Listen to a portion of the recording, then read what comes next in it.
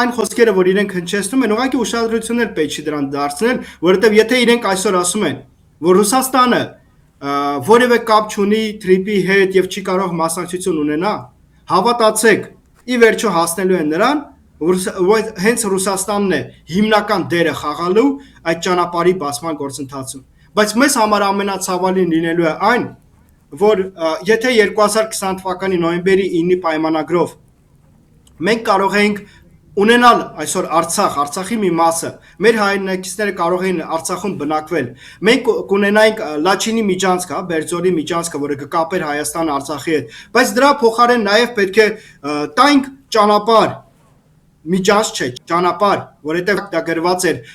փաստաթղթում նոյեմբերի 9-ի ստորագրված, ճանապարհը, որը անվտանգությունը իրականացնելու են ռուսական ուժերը, ինչպես եւ Լաչինի միջանցքում էր դա իրականացվելու,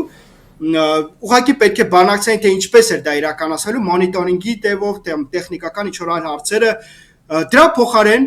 Հայաստանը գնաց զիջումների Արցախյան հիմնահարցում, գուցե Ադրբեջանը իրենց դրանում համոզեց, կամ Թուրքիան, կամ իրենց այլ ուժերը, որոնց իրենք ծառայում են, դրսի ուժերը,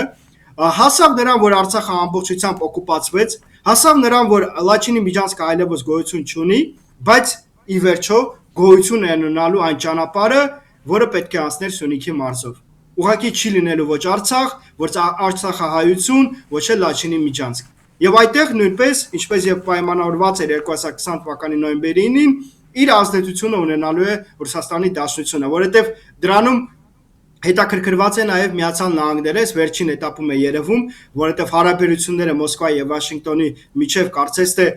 այլ հարթակի են հասնում, կարգավորվում են եւ չի բացառվում, որ Ռուսաստանի շահերը հաշվի առնելով մեր տարածաշրջանում Միացյալ Նահանգները կարող են գնալ նման զիջմանը եւ ուղղակի հրավիրել ռուսական կողմին միասին իրականացնել այդ բոլոր ֆունկցիաները, որոնք իրենք պետք է ստանձնեն այդ ճանապարհի իրականացման հարցում։